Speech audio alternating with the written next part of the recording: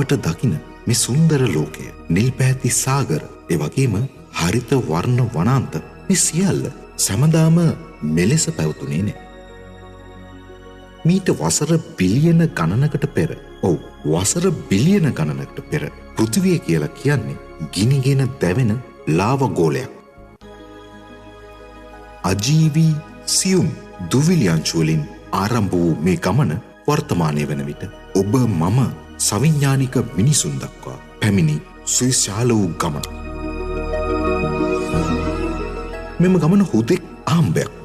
එහෙම නැත්නම් ඒ භෞතික විද්‍යාවේ සහ රසායන විද්‍යාවේ නියමයන්ට අනුව සිදු අතිශය සංකීර්ණ ක්‍රියාවලියක ප්‍රතිඵලයක්ද? අද අපි මේ වීඩියෝවෙන් වසර බිලියන 4.5ක ඒ අතිශයින් විස්මයජනක පෘථිවියේ නිර්මාණය සම්බන්ධව තොරතුරු කතා කරමු. අපේ කතාව ආරම්භ වෙන්නේ මීට වසර බිලියන 4.54කට විතර කලින්. ඒ කාලේ අපේ සෞරග්‍රහ මණ්ඩලයේ පිහිටි ප්‍රදේශයේ තිබ්බේ සූර්ය නිහාරිකාව ලෙස හැඳින්වෙන අති විශාල වායු සහ දූවිලි වලාකුළු. මේ තිබුණේ හයිඩ්‍රජන්, හීලියම් වගේ වායු වගේම මියගිය තරුමගින් මුදාහරින ලද යකඩ, කාබන් සහ සිලිකන් වැනි බර මූලද්‍රව්‍ය වලින් සැදුණු ලද අන්වීක්ෂීය දූවිලි අංශු. මෙම වලාකුළ ප්‍රධාන වශයෙන් හයිඩ්‍රජන් සහ හීලියම් යන විශ්වයේ බහුලම වායුන්ගෙන් සමන්විත වුණා. එහෙත් මෙහි ඇති තවත් සුවිශේෂී දෙයක් වන්නේ ඒ මියගිය තරු මගින් විශ්වයට මුදාහරින ලද යකඩ, කාබන් සහ සිලිකන් වැනි බර මූලද්‍රව්‍ය වලින් සැදුණු ලද දූවිලි අංශු පැවති.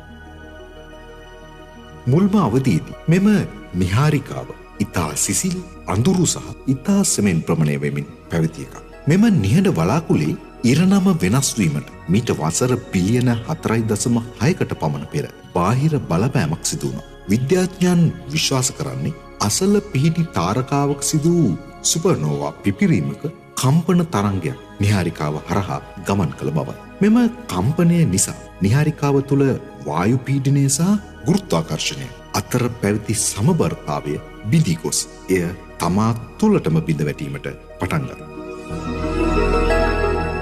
ගුරුත්වාකර්ෂණ බලය නිසා දූවිලි හා වායු අංශු මධ්‍යය වෙත වේගයෙන් නැදී එන්නට වුණා. මේ ආකාරයෙන් නිහාරිකාව හැකිලෙත්ම භෞතික විද්‍යාවේ කෝණික ගම්‍යතා නියමයන්ට අනුව එහි භ්‍රමණ වේගය ශීඝ්‍රයෙන් වැඩි වුණා. මෙම වායු වලාකුළේ ගුරුත්වාකර්ෂණය මගින් එහි වටපිට වූ ද්‍රව්‍ය එහි මධ්‍යයට අදින අතරතුර භ්‍රමණය නිසා ඇතිවන කේන්ද්‍රාපසාරී බලය නැත්නම් කේන්ද්‍රයට ඇදගන්නා බලය හේතුවෙන් නිහාරිකාව සමකය දෙසින් පිටතට විහිදී ගොස් අවසානයේදී මධ්‍යයේ ඉදිමුණු පැතිලි තැටියක් බවට පත් වුණා.